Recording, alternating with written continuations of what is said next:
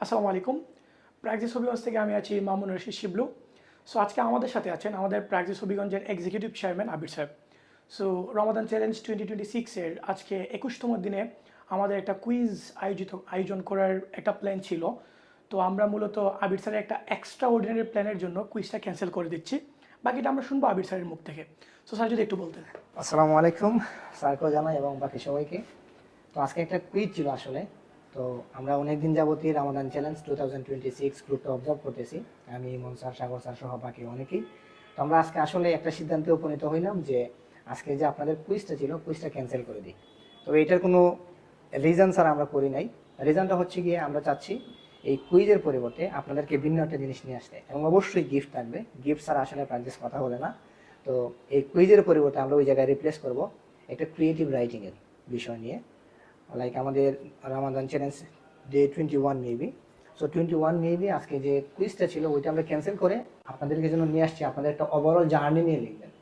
আমাদের শিবলু স্যার এবং আলামিন স্যার, নাসিব জয় স্যার, তারা অনেক পরিশ্রম করতেছেন আপনাদেরকে এইটা একটা ক্রিয়েটিভিটির মধ্যে নিয়ে যেতে, অনেকগুলা রিসোর্সের সাথে পরিচিত করাচ্ছেন।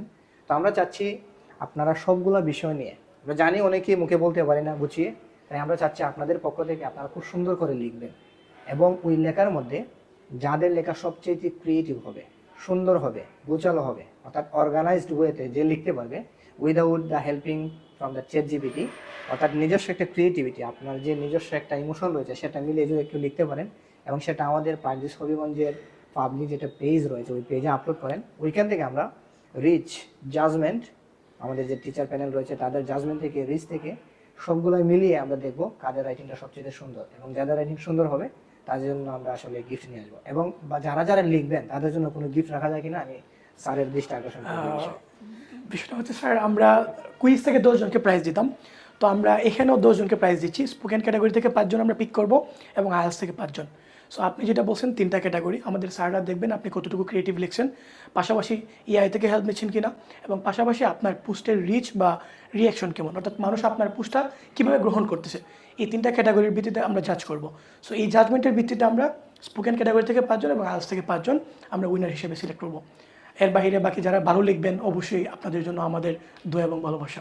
ওকে, সো ইংরেজিতে লিখতে হবে এমন কোনো বিষয় না, আপনি চাইলে আপনার মাধুর্যতা বাংলাতেও ফুটে উঠতে পারে। তো গ্রেভ দিস অপরচুনিটি, এবং পুরস্কার নিতে বলবেন না। যদি বেশি মানুষে ভালো লেখেন আমি আশাবাদী স্যার এই বিষয়টা কনসিডার করবেন, শুধু 2 জন নয়, 10-4ও যেতে পারে। তো সেই পর্যন্ত সবাই ভালো থাকবেন, সুস্থ থাকবেন। আসসালামু আলাইকুম।